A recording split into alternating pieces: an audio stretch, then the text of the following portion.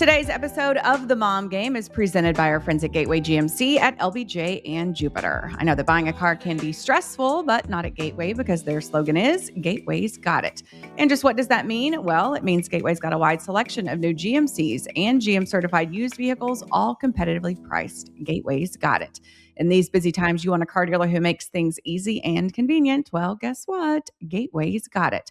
When you log on to gatewaygmc.com, look for the Shop, Click, Drive button.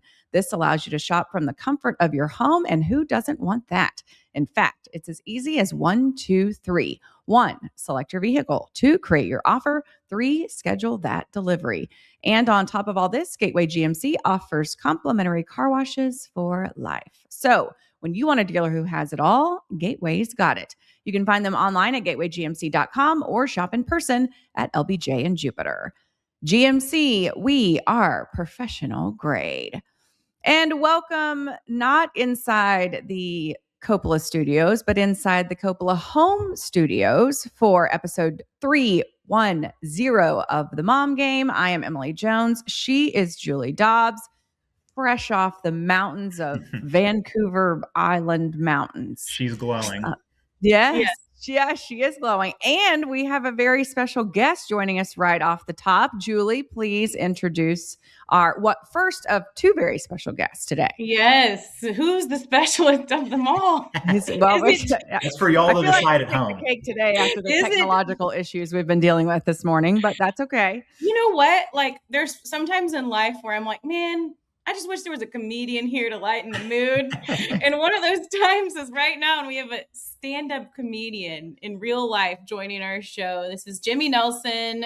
We met on the Dumb Zone. If you're a Dumb Zone listener, you might know Jimmy. And I'm excited to have you join us. We've never had a comedian on the show, and so I want to get to know you a little bit and talk about your life. Yeah, well, thank you so much. I'm real honored to be on. I know this is a big step down from Troy Aikman as far as guests are concerned, but I'm gonna try. Big shoes to fill. I'm gonna try to do my best. All right. Well, Jimmy, I want to put you on the spot. Like, can you think of any great jokes off the top about the debacle that just took place trying to get this damn podcast going today? Hey, that was good. How would you describe that? You know, IT guy. That's good to have you on. God bless us. You were the only one who was perfectly ready to go and prepared and could hear and see everything. But speaking of hearing and seeing, I know you have a show coming up that you want to promote, so we can start there. Yeah, for sure. I know. And tell us about what all you have going on. This Sunday at 7 p.m. at the Dallas Comedy Club in Deep Ellum in Dallas, Texas. I'm headlining there. Two very funny comedians, Scott Crisp and Kenny Lee, are going to be opening for me. But yeah, that's this Sunday in downtown Dallas. Okay, what's the date on that? Sunday, just in case. Okay, February 22nd. Yep. Okay, so I want to know how one becomes a stand-up comic. Like, obviously, you kind of have to be self-aware that, like, you're funny, right? Yeah. Like, going through life. I was the runner-up in high school for the funniest person. Were you? Yeah, that's got to count for something. Okay, you know? So that's one good sign from God. And you know what? Marcy's not doing nothing with comedy, so. Marcy, where's Marcy now? That's what everybody wants to know. She's actually a delightful human being and has a big family and is a teacher, and she's doing better. She's doing better than me. Okay, so you've always been funny, but when did you decide that could be a whole career? Oh, you just like start doing it. I remember I was always kind of obsessed with the Comedy Central Presents on the Friday nights in like the early 2000s and Comic View and all the stuff. And then you just start doing open mics and they're all terrible. Like I remember going to downtown Fort Worth on Houston Street where we do a Monday night open mic and there would be 2 drunks, like 10 comedians and just no one is having a good time. But we all keep coming back. That's so awkward. We actually had a homeless guy there that would sign up for the open mic. And this was, 10 years ago. But he'd sign up for the open mic so he could stay inside. He'd go to the back of the room and fall asleep. And he'd put his name on last on the list. So at the end of the night, they'd call him up. And he'd tell the same joke every time. Where he'd go, knock, knock. Who's there? 9/11. Oh gosh, 9/11 who? I thought you said you'd never forget. Oh. And then he would turn and just walk out the door into the dark. And that was every Monday night. We got to hang out with Larry a little bit, but It's actually a brilliant plan, honestly. foolproof as far as he's concerned. It's a good idea. So if you have any homeless listeners and they know of the location of an open mic, they can get inside for a little bit. Yeah. So how do you overcome the fear of, I mean, because you know, what we do, like people always say like, oh, public speaking, I'm sure it's great. And I don't get hardly nervous unless it's a certain group of people, I guess. Yeah. The demographic sometimes makes me nervous, but it's so different when you're, you know, behind a camera or behind a microphone, but you're putting yourself out there for everyone to basically judge you right off the bat based on laughs or no laughs. Yeah, how do you get over it? I think you just have to be delusional at first because it goes bad for everybody and you just keep showing up. And then I don't know, I think the nerves are the part of the fun of it. Like if you weren't anxious beforehand, you're some sort of serial killer. So you just kind of through, repetition, you just kind of figure out how to get up there and start goofing. So how do you come up with your material? God, I write a lot, but it's usually got to start with something from like that happens to me. Like I remember I'm working on one right now where I got noticed. I've been noticed like a very small amount of times out in public for doing comedy. One of them, we did the Polar Express thing out in Grapevine. I don't know if y'all are familiar with that.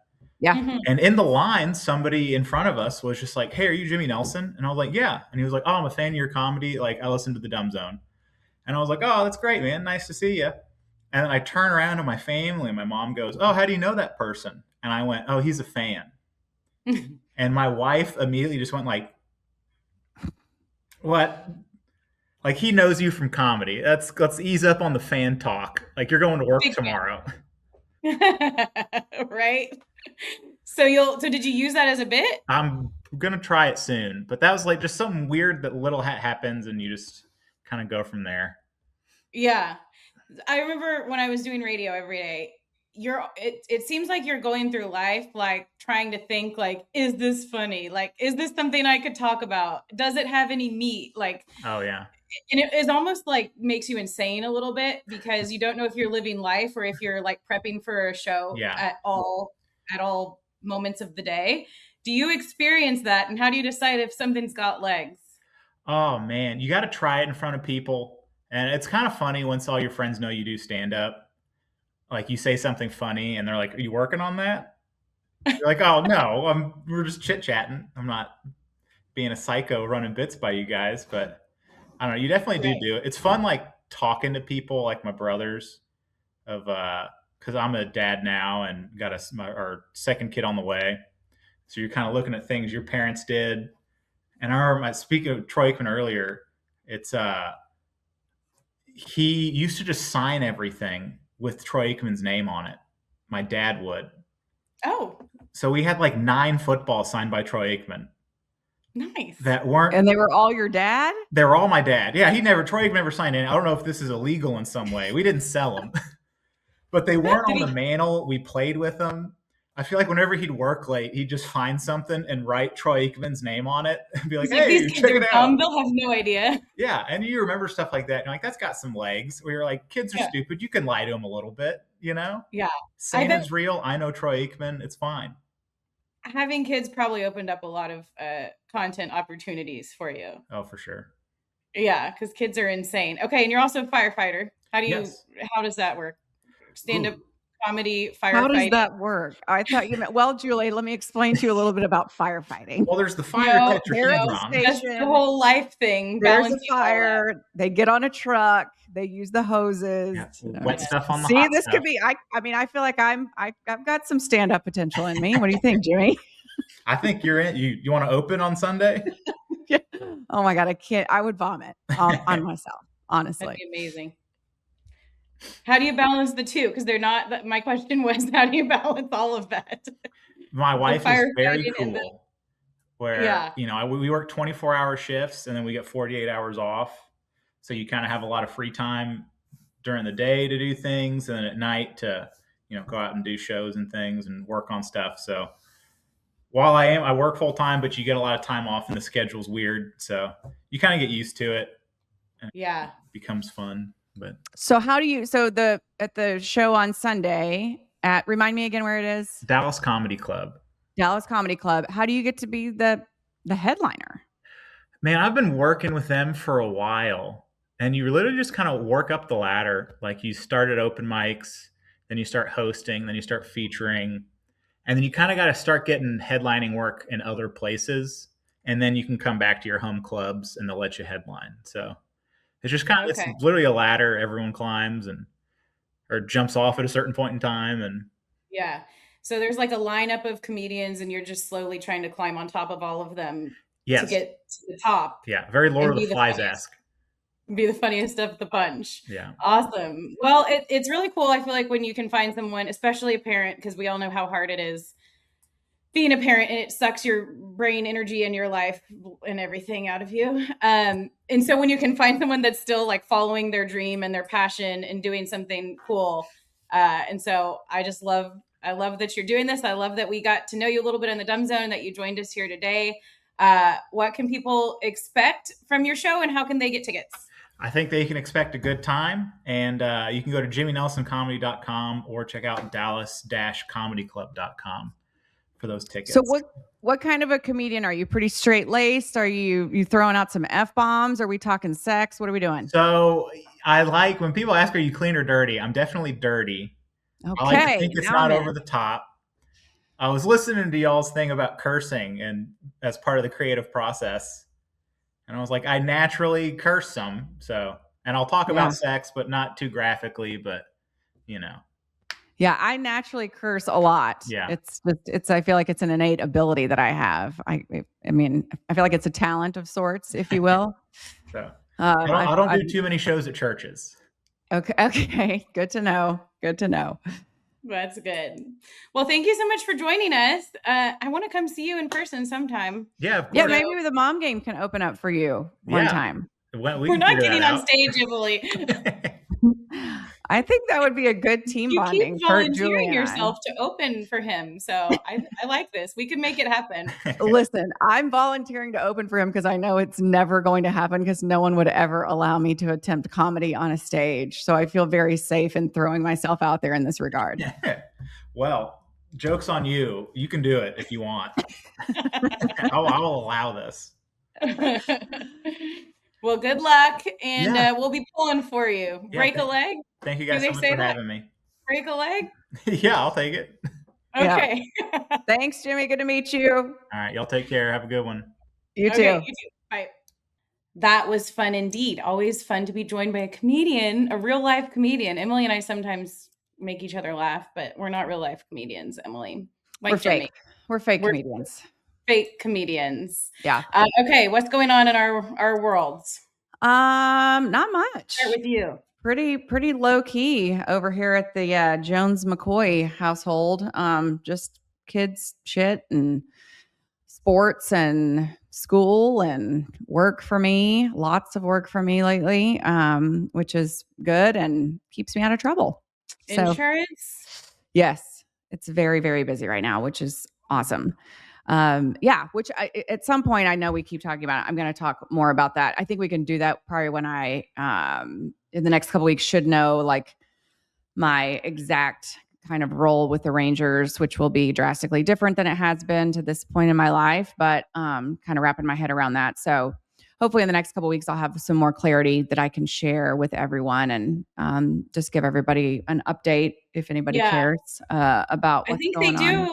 Especially because spring training's, getting going. So I'll give everyone a professional life update in a couple weeks. But you just got back from, I saw your socials from Vancouver Island skiing. Yes. It looked amazing. It was great. I've told you, but anybody who knows us knows that for 14 years, Kelly, we didn't travel much outside of the summer. Because of his job. And he is a big skier, grew up in a ski family. I grew up going skiing a couple times a year, thanks to my parents being divorced and them each wanting to take us. So it's been fun. We've been twice now this winter, and it was really only the third time for my kids to ski. And I think having the 2 trips close together was awesome because they were like getting pretty good. And, it's like you learn something and then you wait a year and then you kind of have to relearn and then you leave. And then you never can really add on to what you're learning, I guess, especially for kids. So it was fun. We went to Vancouver Island, the island where Kelly grew up. There is a mountain on the island that he grew up skiing on. His family had a ski cabin there for like 42 years and then sold it to another guy who was bringing his family there, and his dad reached out to him and we rented it back from him for the weekend. So it was like so full of nostalgia for all of them. We had my brother and sister-in-law and their 2 kids who are just like besties with my kids' cousins that they don't get to see often. Just so fun. There was a hill right outside the cabin, so the kids are just sledding. Like, you don't even know where they are half the time. They're just out there sledding and entertaining themselves.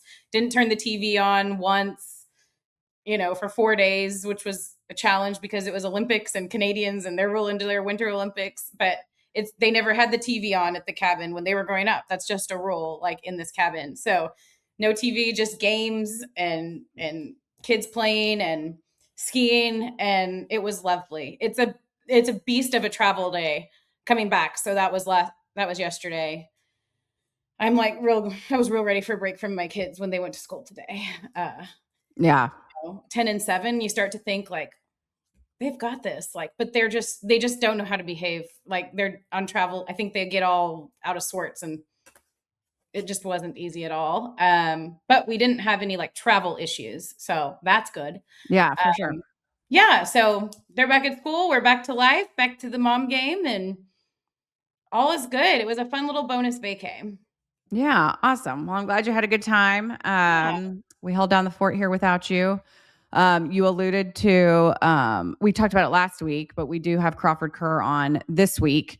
A conversation that he and I had in studio when we were in studio last week. And it's a really cool conversation with him, kind of his entrepreneurial spirit, what the NFL, what his football career gave him, and how he kind of maximized that to its fullest potential. He just recently wrote a book. And so everybody stick around for that Crawford Ker interview. He was really fun to talk to and super motivating because I feel like he continues to not reinvent himself, but maximize the opportunities that he has been given and continues to create for himself. So super cool interview with him coming up. But right now, how about a little sportsy stuff as we'll quick hit that in sports.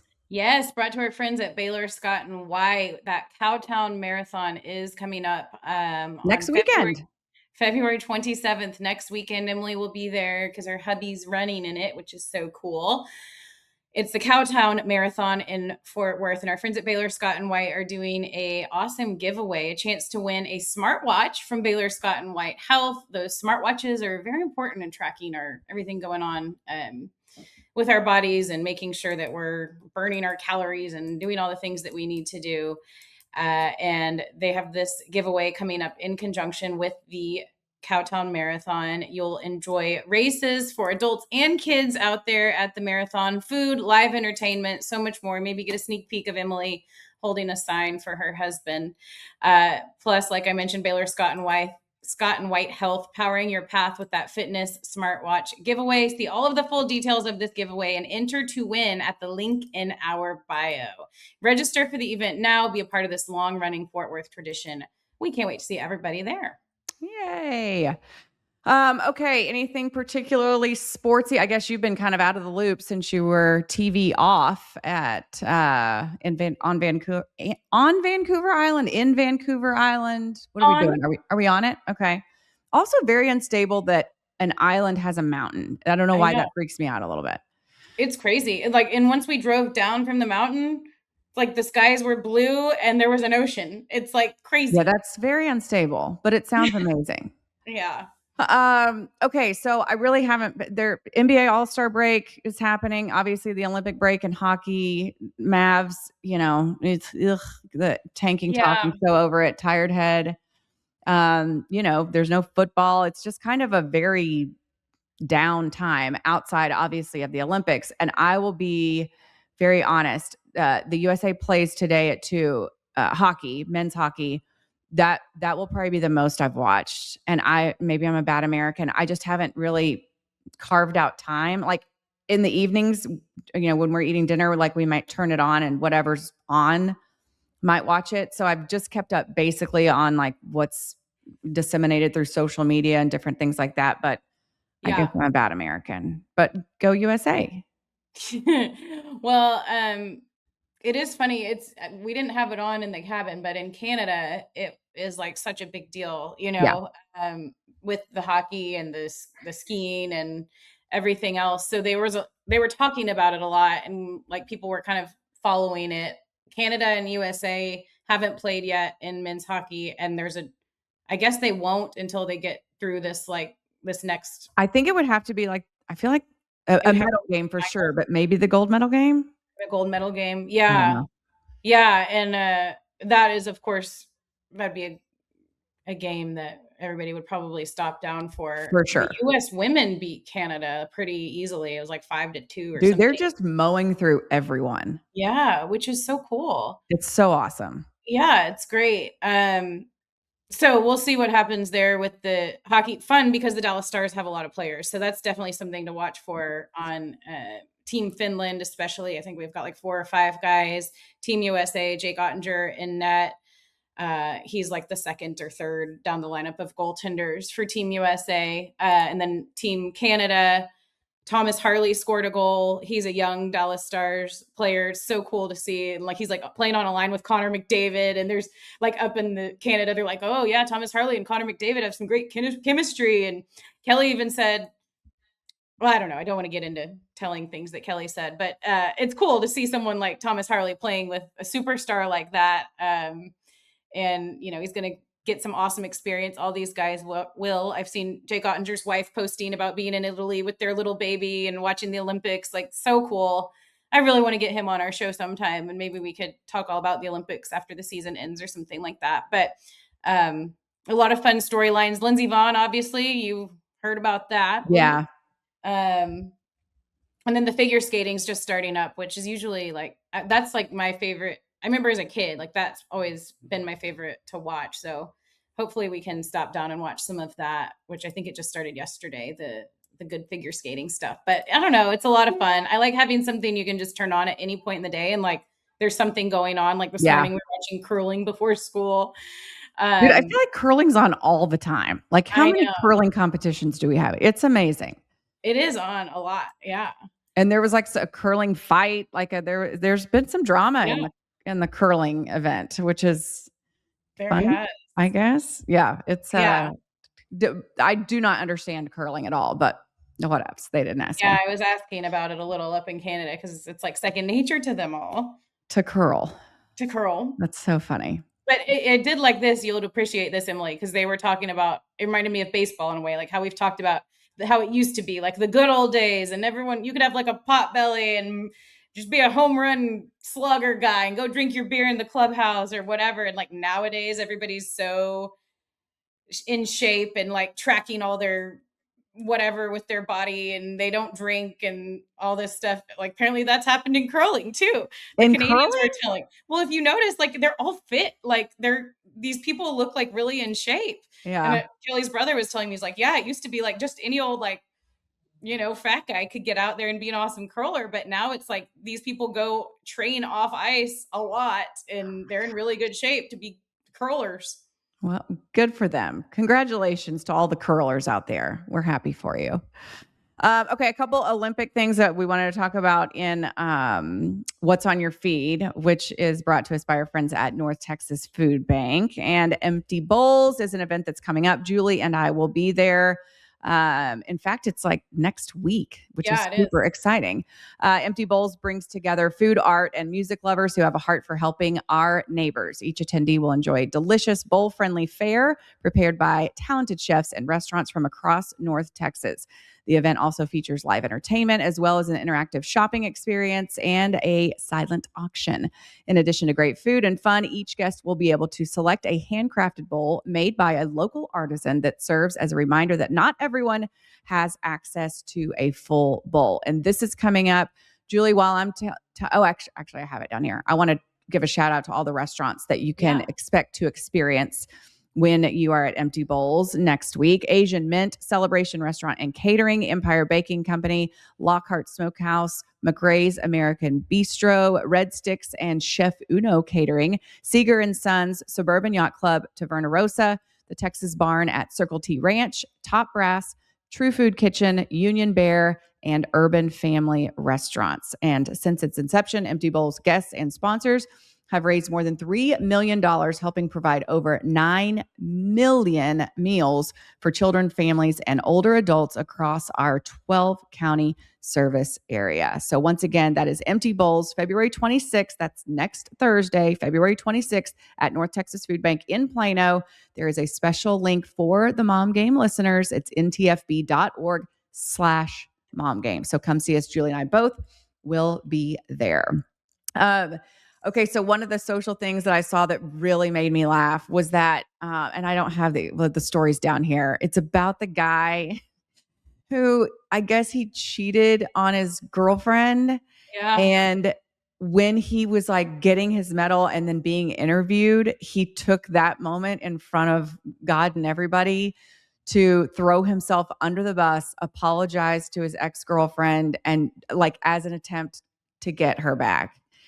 This to me was, and I felt, I don't know, it was like, this dude is really, really pulling out all the stops trying to make this happen to get this girl back. So my question to you is, where do you fall on this? What if you were the ex-girlfriend? How are you responding? Well, I think probably the girl. I feel like most of us girls, like you kind of just you have your mind made up about somebody, right? Like Yeah. there's not much if you break up with someone and you're in a pretty serious relationship, like you probably made your decision already. And there's probably something else. Like he gives her the ick now or something. Like you can't look past that. And then it sounds like it did not go over well at all. Like this ex-girlfriend was finally like they tracked her down. She just wanted privacy. She wanted to not be put on blast. And now, like, of course, the TV networks are probably like, oh, hopefully there's some story book ending, and they end up together and all that. And the girl's just like, no. Yeah. So no, he was a now I'm more mad. biathlete. Yeah, he was a biathlete. Sterla Holm Legrid. I don't know I didn't even know that however you spell his name doesn't even look like a letter. But anyway, so the ex-girlfriend spoke out and said that his actions were hard to forgive and she was unhappy being thrust into the spotlight. But on the other hand, he had hoped that might help win her back. So poor guy, not poor guy. Obviously he did something he shouldn't have done, but here he is trying to get this girl back and thinking like, this is my opportunity. And then it just totally effing backfires in his face. He said, I had the gold medal in life. And I'm sure there are many people who see things differently, but I only have eyes for her. Sport has come second these last few days. So he was just like up there performing like once in a lifetime opportunity, or not, I don't know, whatever sport he was. Biathlon. I guess you don't perform. What do you do? Compete? Well, isn't biathlon where you like ski and then shoot shit? Like, yeah. Sounds right. Yeah, let's go with that. I think it sounds right. Country ski and then you shoot target practice. Yeah. So he's doing all this and all he's thinking about is this girl, like he fucked up. And so he wanted to use the platform and the opportunity to try to get her back. I know. Sad story. But also too, though, there is a segment of the population of women who would think that this was very romantic and, maybe worthy of a second chance. Right.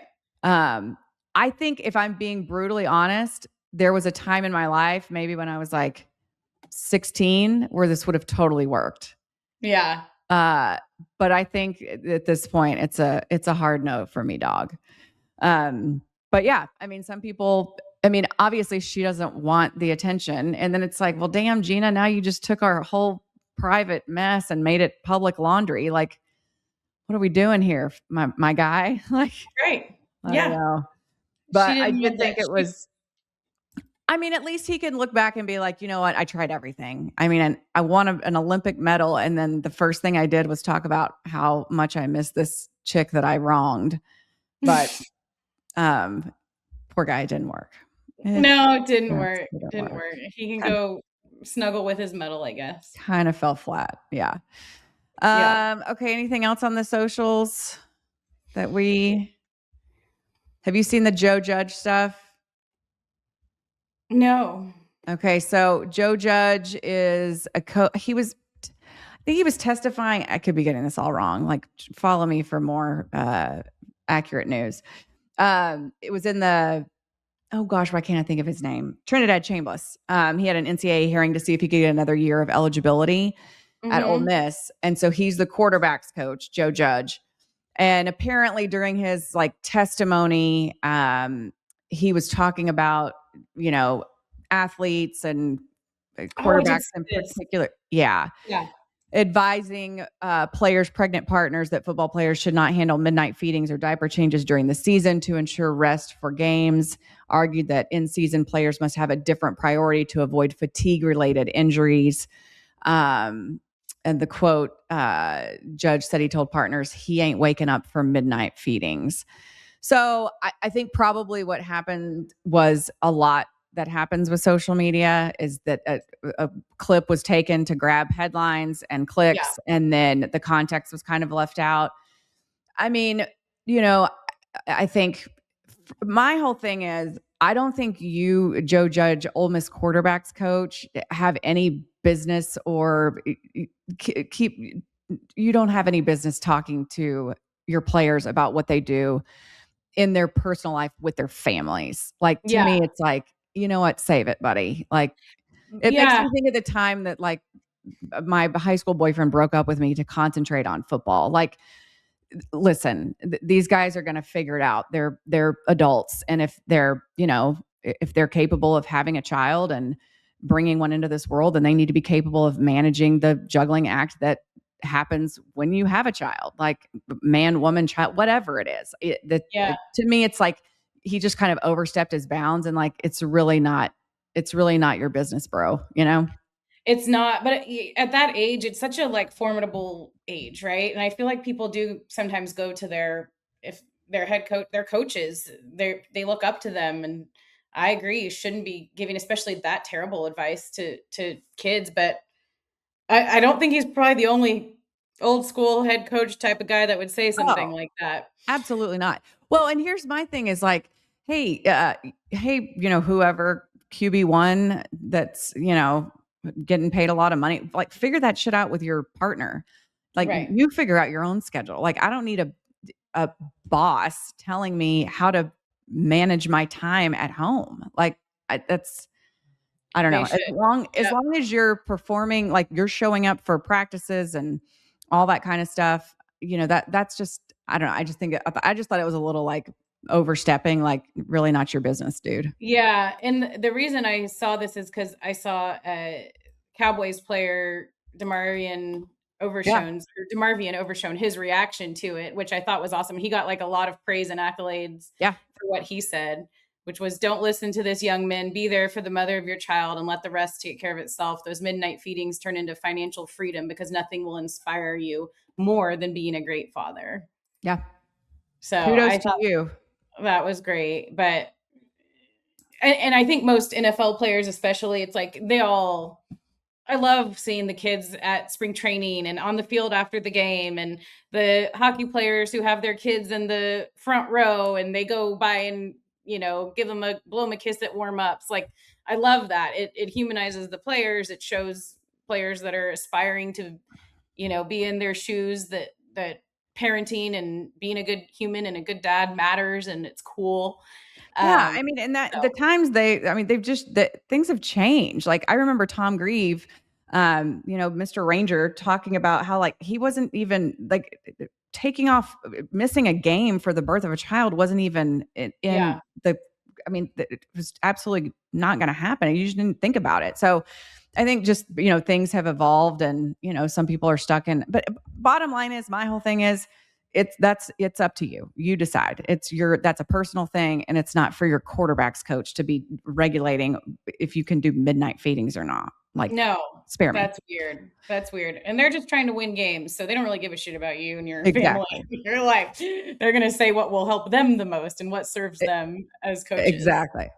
Um, Okay, Jules, we got to get to Crawford Kerr. So why don't you get us ready for Crawford Kerr by telling us about my favorite I can CBD do gummies, that. And in Early fact, Bird CBD. I think this is kind of some of the conversation that you guys had a little bit. You were talking about, his life and having kids and football and all of that. So it's a really great interview coming up, which is of course brought to us by our friends at Early Bird. They're longtime friends of ours here on the show. Mom Game 20 is our code. It's active, good for 20% off your first order online. It's a new code. It can be used by somebody once, even if you've purchased previously. Just go to the website earlybirdcbd.com. Use that code at checkout. These are those amazing gummies Emily swears by. I love them too. It helps take the edge off after a long day. It's especially great if you're trying to cut back on maybe boozing every night. But you do want that kind of relax mode turned on after the kids go to bed. There's a microdose of THC from hemp, 2.5 milligrams of THC, 12.5 milligrams of CBD to be specific. That's the core feature of these gummies that we know and love here on the Mom Game. Mom Game 20, earlybirdcbd.com. And now let's hear more from Emily's interview with former Dallas Cowboys lineman and businessman. He's got so much knowledge to share with our audience. It is Crawford Ker. And we are thrilled to be joined today by former Dallas Cowboy, author, entrepreneur, all the things, Crawford Ker. Crawford, thank you so much for being with us. Excited to have you. Well, I'm excited to be here today. Yeah. Okay. I feel like we should start kind of at the beginning. Obviously, Okay. the book is kind of the latest thing that's happened, but we were Right. just talking off camera that part of writing a book is you got to go back all the way to the beginning. You got to talk about some hard shit. You've got to talk about the good stuff. I mean, all the things. So I guess, first of all, the motivation to write a book at this point in your life. Well, I had liquidated a couple companies, so I sold my business, my restaurant business, and then I got in the hotel business and I sold that. So I had a lot of time, and I thought, okay, me and my dad talked about it years ago, kind of throwing something out there. And, my kids were when I got married, they never saw the football career or any of it. And when you read a lot of books about life, they said, okay, don't leave your furniture, your coffee cups or any of that, silver. Give them memoirs, give them something to deal. So I said, let me put it in a book, and that's it. Yeah. Okay. So tell me about, Crawford Ker growing up. Where'd you grow up and kind of how did those experiences mold you into kind of the trajectory that your life took? Well, it was kind of different. My mom and dad were from Scotland, so they were European coming over. You have a lot of stuff about immigrants these days. Oh, yeah. They were legal, and we came in, and we settled in Philadelphia, so that's where I was born. And after that, my dad used to work for the Inquirer, a hardworking newspaper out there in Philadelphia. So he used to deliver newspapers all night. So he'd start at like midnight and go to 7 and work another job and then come home. And we lived in the suburbs. So my mom and dad always wanted a nice house away from Philadelphia. Philadelphia was pretty tough. So, grew up there, went to Brigantine, which is by Atlantic City, and moved down to Florida in the 6th grade. So then I started playing athletics, and that's when it all kind of started for me, playing football and that kind of stuff. And just a really hardworking family, and I learned by watching. My dad worked 2-3 jobs and kind of never went with a big company like a Home Depot and worked his way up because they didn't pay as much. So he always took 2 or 3 jobs. So I saw that, and I kind of had empathy for it. Yeah. When you look at your, kind of the seeds where that football, seed got planted in your life, was that in like that middle school range when you went to Florida? I started at a Catholic school. So I went out one day, and I was a big fan of the Dallas Cowboys. back in the 70s. They were winning and Roger Staubach, all that kind of stuff. So I was a good football player. I played like running back and linebacker on the team and scored some touchdowns and got some thrills and this, that, and the other. But it was kind of ironic. After Catholic school, I went in the public school system, and we all know it's a big change from kids coming from a Catholic school to a public school. Sure. So my dad had a lawn service at the time, and I just really decided to work with him. So I never played in ninth grade. I never played in 10th grade. Never played in 11th grade. And I just kind of showed up in 12th grade. I talked to the coach, and he said, hey, if you make the team and do okay, maybe I could get you a scholarship. So I kind of went out my senior year, rusty as all can be, and we were 9-1-1, and so it was a good team, and won the little conference championship, and no scholarship offers because I was only there 1 year. Yeah. My grades weren't that good. So then I tried different things. I tried pro wrestling, tried other things. Again, went away from football. And finally, I figured that was my calling. So I kind of, a friend of mine had a coach's phone number in all places, Arizona. So a little place in Yuma, Arizona called Arizona Western. So I basically called the guy on the phone and said, you don't know me, you don't have no tapes of me, but I'm this big, I'm this strong. What could you do? So it's almost like a little bit salesmanship, even way back then. And he just said, hey, if you make the team, I'll give you a full ride. So that's how the name One Way Ticket. My dad put me on a one-way ticket and said, let's see how you do. And I became an All-American. Yeah. So it's so different. It's kind of like the modern day version of sliding into someone's DMs. You had the guy's phone number and you just gave him a call. Just give him a call. But that does take some cojones, so to speak, to put on. They say I like have that. They Yeah. say I have that. So I don't mind kind of putting it out. And I think from the upbringing, I always thought I could do what I wanted to do. So I didn't really have the kind of insecurity of trying new things. I thought if I applied it and worked hard, I could pull it off.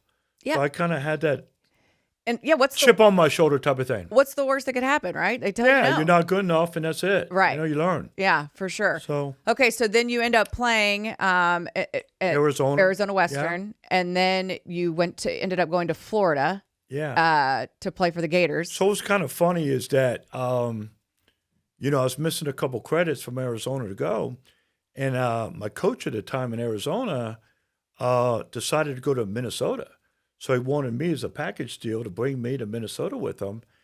And I didn't really want to go to Minnesota. So my dad sent out a bunch of clippings and all that. And Florida responded because they really didn't have a lot of notice from me there because my coach kind of kept it on a down low. Yeah. I want to go to Minnesota. And I kind of did a double play on him and said, I'm going to go to Florida. And he held up my transcripts and all that stuff from Arizona. And when I started Florida, I was 2 weeks in arrears because I didn't have the transcripts. So I kind of went out there my junior year, no red shirt, and it kind of worked out from there. Yeah. And then you ultimately end up drafted by the Cowboys. I became an All-American there. They threw me in the game. So were you always offensive line? They moved me from defense to offensive in junior college. Okay. So I was a tackle in college. I ended up playing guard with the Cowboys. Okay. When you look at, you said, which is ironic, growing up in Philly, being a Cowboys fan, right? Like, where did that come from? I just think that the Dallas Cowboys were always on the TV back then. Yep. You know what I mean? There's always Monday Night Football and all that stuff, and a lot of notice from Tony Dorsett from Pitt, Heisman Trophy about 1980. So 1980 was when I was coming out. So I was just kind of a fan of that. Yeah. And being Catholic, Roger Staubach was all, the golden child. So you were raised watching it. So I became a fan of that. Yeah. Okay. So what was it like when, you kind of take this, crazy route to get to where you are each step, none of them really conventional. Right. When you get the call that you're drafted by the team that you grew up watching. Well, Gil Brandt called and said, you ready to put the star on the great Gil Brandt. Yeah, star on the helmet. And then I'm like, okay. I'm ready to go. So next thing I know, I'm with Ed Too Tall Jones and Randy White and blocking for Dorsett. And it was kind of a wild, nostalgic road, but I was pretty determined and pretty focused. I was like, okay, if you don't make it, you're not going to make it, but you're going to prepare to make it. So I was very focused and centered on that. Yeah, I have to tell my best Too Tall Jones story. So my last name is Jones. Yeah. And growing up, I used to tell people that he was my uncle. Oh, okay. There you go. Well, He's a good obviously, you could see the resemblance between Ed Too Tall Jones and I. He's a good friend of mine. He's so wonderful. I see Well, him. then I finally met him. This was Okay. years ago. Right. And we were actually on a plane together, like a private plane going to some golf tournament. I can't even remember. And I was like, I have to tell you the story. Right. And he said, how did anybody believe you? And I was like, I don't think so. But I was like, I tried to convince people that you were my uncle, and he thought it was absolutely hilarious. But those were special teams and those were special players. Yeah. What was it like to be a part of that? And a part of that, we talk about it all the time. I mean, for shit's sake, they haven't been to an NFC championship game in 30 years, Right. but they're still so top of mind in the NFL and the sports world. What was it like to be part of that, especially at that point in time? It was the culture. So you're kind of like a mini rock star being in Dallas because they had the culture, like the Boston Red Sox or the Yankees in Dallas. It was all about the Cowboys. So you were part of that unbelievable culture back then, with all of it. And it was really good. I mean, it was kind of, once you get out of that and go to another team, and I did, Denver, it's a little change leaving that. And I just went in lean years. So my years were kind of the downside of Tom and then the beginning of Jimmy. So I kind of missed the Super Bowl by a couple of years, and my Super Bowl became my business stuff. Sure. Okay. So when you decide to, first of all, physically, do you have any? I mean, we've had Troy Aikman on, and he, the concussions with him, he suffered so many, and you see these guys who, which I could go on a whole tangent about how the NFL Players Association is doing it. People a very huge disservice. Shitty, yeah, it's very bad. It's like it's the most physical sport. It's the most popular. It's the highest grossing, but yet these guys' contracts are not guaranteed. It's the shortest lifespan. Right. You guys get beat up. Yeah. And then meanwhile, you've got, baseball is just, those guys get guaranteed deals. And anyway, that total sidetrack. But physically, now that you're 60 plus years old, you've been away from the game for a good chunk of time. How do you feel like your body and your mind have held up, and how much do you pay attention to that with the guys that you played with? I do. And it's kind of a big fraternity, but when you get out, everyone kind of splits. So they go into either business. A lot of them sit on the couch and don't do anything. Some of them made enough money to be able to do that. And, you hear about the Troy Aikmans or the Tom Brady's, but, that's less than a quarter of 1%. Yeah. So the rest of these guys, how do they do? So I kind of had like a vendetta to do business and kind of make it, because the statistics are very bad. In the restaurant business, like 8 out of 10 go out of business. Yeah. If you look at football players in business too, it's like, Michael Irvin did a restaurant, it didn't work. Emmett just did a restaurant in Las Vegas, didn't work. It's Mike Olstott in the Bucks did a restaurant, didn't work. So it's a lot of people in business that it doesn't work, because if you don't really live the business and you're doing 5 other things, it won't work. So it's like anything. It's like, your show here, if you don't put a lot of effort into it, it's not going to be as popular. Sure. And I think I was able to transfer that passion for football and a passion for business. Okay, so when you retired, what year was it when you retired? I retired in 92. Okay. And 92. how old were you at that point? About 30. Okay, so 30. pretty, Young. Well, shelf life is, Yeah. I mean, you said, It was about 8 years in the league, yeah. Yeah, it's not a No. long, it's not a I long would have one liked for to you play it guys. a little longer, but it's in the bucket. It gets a little squirrely if you're making pretty good money. Yeah. I got Plan B out of here. I got a great contract with Jimmy. And then, boom, I was the highest paid guy. So next thing you know, he put you on Plan B, and I'm in Denver. Yeah. They give me a better deal. Yeah. But like you said, it's a 4-year deal. They could cut you at any time. Yeah. So when you're making pretty good money, sometimes you're the first to go. Yeah. And there's no security. There's No, absolutely none. no security there. Okay. So when you retire from football at 30. Yeah. So then at what point in time did you decide that the restaurant business was where you wanted to put your... I really didn't know. So it's very bewildering when you get out. Number one, if you don't have a family member in business or a dad or uncle in something that you're going to apply and get into, Sure. you're basically on your own. So, my whole football career I only made $2 million, which was good, and it was At the backloaded. time, yeah. One thing about Jimmy and Jerry is that they paid the guys. The Tex Schramm and all that era, they didn't pay you much. Yeah. So, I think I played 4 years for 140, 150 a year, with taxes being 50% at some of them. Yeah. You're not getting rich. No. So you're coming out and you're like, okay, what to do now? So, and you might go back and wait for that phone call. So I was trying out in Washington. I tried out in Indy. So I was going on different things, and you got to stay in shape, ready to go at any time. So the first year is just kind of canceled out. So the next year I said, let me get in the car business. My brother was in it. Let me try that. I did that about 6 months, and it was kind of funny. I went to the top car guy, and I'm like, you're the main guy here. He goes, yeah. I'm like, okay, how much do you make and how many hours do you work? And he goes, well, I work 7 days, work about 75 hours a week, and I make 45. Now, remember, I was close to 750 Yeah. in the NFL. So if you're the best, you're at 45. So Figured it's out like, that wasn't for you. it's like, wow, okay. How about a manager? What does Yeah. a manager make? No, he makes less. And I'm like, wow. I ran into somebody and he says, I have a restaurant. Maybe you want to be my partner. I started looking into different businesses. And to be honest with you, I didn't know what the hell I was looking at. I didn't know much about this or that or construction or that. And then, so I was kind of lost. So I ran into a partner and he says, look, I got this site. It'll cost X amount to come in. You could be my partner. You could be silent. And we go, and it was a good location. It worked out good, but they weren't executed. We were losing upwards of $20,000 a month.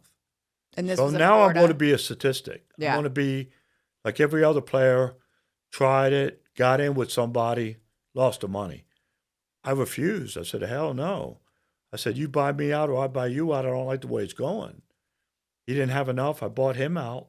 I took it over, turned it around, and then did 31 of them.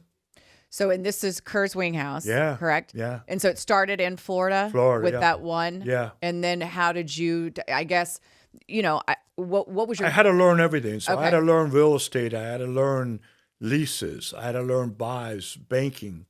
I had to learn marketing, how to put people out front and get that going, how to do local store marketing, all of it. So I just self-taught. I learned it all, cooking, how to cook, all that stuff. So, it was a sports bar theme, and my detriment from being released by the Cowboys was a positive because they were winning Super Bowls and I had a sports bar, Yeah. and I was an ex-Cowboy. So it was very So where popular. was the first one? It was in Largo, Okay. Florida. Okay. So great site. Then a year later, did another one a year later and learned different partnerships and different things, and eventually got bought out of private equity, $60-something million. Yeah. So when did that happen? That happened 20 years later. Okay. So 8 years in football, 20 years in business. Then I got in the hotel business after that, and I didn't know nothing about the hotel business. I kind of learned that and got bought out in the developer. So that was a great deal. So business-wise, it was a strong foundation. Yeah, for sure. So when you're making those decisions, because I feel like a lot of people get to a certain point in their life and they just think like, I can't pivot at this point. I don't know how to do something different or learn something new. Right. I recently, like I'm exiting from television, but I got my insurance license 3 years ago, and Right. it was a scary thing. It's like It's scary, yeah. I'm It's a lot of fear. 45 and I'm trying, like I'm an old dog trying to Yeah. learn this new trick. Yeah, Like, very scary. yeah, but I guess what kind of advice or motivation would you give someone kind of at that point in their life where they're, you're 40, 45 or whatever, and you're thinking about, what do I do next? I think motion is emotion. So in other words, when you're emotional, you need motion. So you got to keep going. You got to try different things, and maybe something will work out for you. You got to kind of put yourself out there a little bit. Kind of like this book deal. Why did you do it? What did you do? Why? Why not? You know what I mean? And my mom was a big one, and shoot for the moon, you could get a star. Sure. So why not? And they have a tagline that I think Seattle had, why not me? Why can't you do it? If someone's being a star or something, why can't you? And if you want to do the work and all that kind of stuff, and it is scary, you could fail. And in my game, it was gambling. So if I'm doing a business and I'm gambling millions, if it loses, I'm out. So, when I was doing the restaurant business, I was very fond of Dallas. I bought 5 back here, and they didn't do very well. So I had to close them down. I did a $5 million hit. So I've had the good and the bad. Yeah. With that, one comes with the other, but you can't be too scared to play. Sure. It's my husband always says, and it's really when we're actually gambling, but scared money don't make money. Yeah, no risk it, no Yeah. biscuit. There you go. There you go. Okay, so you did allude to a little bit of this before we were before we were on camera, and you alluded that it's in the book. How did all of this, at the kind of the timeline that we went through, take a toll on your family, your marriage, your children, your relationships with those closest to you? It was tough because my brother invested in the business, and my brother's my older brother.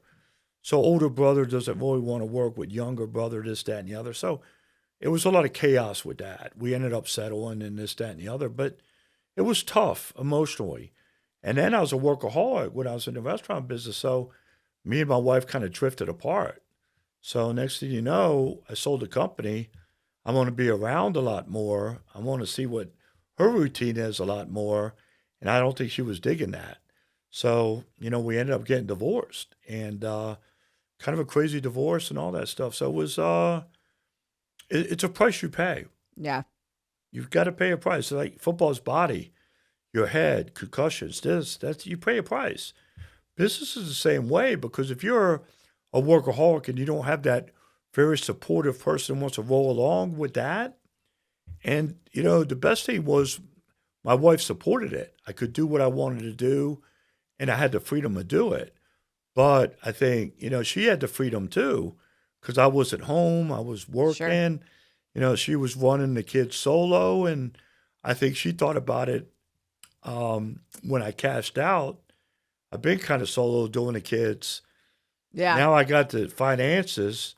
I'm just going to go my own way. So it happens to a lot of athletes. I think it's 80%. Yeah. Athletes, and they never get divorced when they're playing the Super Bowls. They get divorced after the Super Bowl's over. Yeah. So it's kind of ironic it happens. Yeah, and it's an adjustment. I mean, I know I've had a lot of friends who, especially with baseball. I mean, you're playing 162 games. You got a 6-week spring training. If you go to the playoffs, you got another month. Like that these wives and partners get so used to running things on their own that, like, when these guys retire, they're like, "Why are you around so much? Yeah, I've got this shit figured out. Yeah. Like, just let me be." Yeah, it so spirals. And I think that can happen in any profession. How are things now with your children? What ages are they, and how do you feel like? What have you learned along the way along this path? I think I had a lot of reconnecting. So I think, at 16, 17, when the divorce happened, they didn't really know Dad. They know Dad from the parks and doing the holidays and all that. So I was present. And don't get me wrong, I wasn't gone on long baseball outings for days. I was always home. But, the wife did most of the parenting stuff, and I was the provider. So after that, I had to kind of reconnect with them. So they're finally kind of coming around. But very independent, very on their own. And, we have a good relationship, but I would like it to be stronger because I had a very strong with my mom and dad, but it's a different era, different culture for all of it. So, Yeah. I work at it. It's a work in progress. And then finally, just on the book, your latest venture, kind of, you kind of gave me the motive behind it and why you decided you wanted to do this. What do you hope people get out of this book, and what can they expect if they read it? I think it's just that you could do whatever you want. As coming from being a Scottish immigrant, we're taught about the American dream, and you could do it. And I kind of rode that highway. So I just thought that it would be good to seize that it's ups and downs, and you could do whatever you want to do if you really want to persevere and prepare and do that. You could make yourself what you need to be. So what is next for you? What's next for Crawford Ker? I don't know. I'm all open. I'm going to look at different avenues and see what's out there, and then hopefully pick the right door. Yeah, for sure. Okay, well, tell people where they can get the book. Let's hold it up. I'm gonna hold it up. There you go. While you talk about it. It's called A One-Way Ticket, and it's in Amazon. It's also in Barnes and Noble. Okay. So you could get it online, and it's a good read. Yeah, the Crawford Ker story, life in the NFL and business. Well, you definitely have had your successes in both, and we appreciate you sharing your story with us. Well, thank you. I'm a big fan of your show, and good luck to you guys. Thanks so much. Okay, we end every show, Crawford. You have to look at your camera. Okay. You throw up the peace signs, and you say "Mom, game out" on the count of 3. 1, 2, 3. Mom game out.